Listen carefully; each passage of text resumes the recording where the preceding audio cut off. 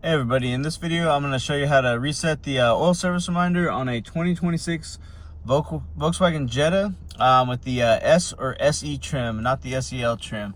The SEL will have a kind of a different cluster in it.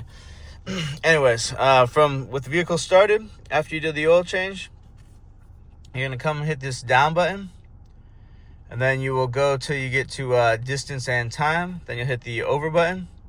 All right, from this screen, you'll come back to the over button, press and hold for about 5 to 10 seconds.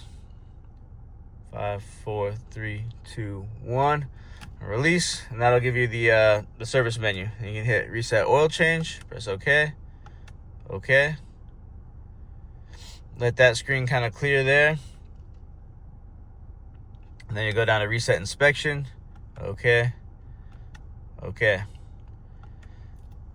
Let that screen clear. Then you can just go down to close to get back to your regular screen here. All right, I want to thank you for watching this video today, and I hope you found this video helpful.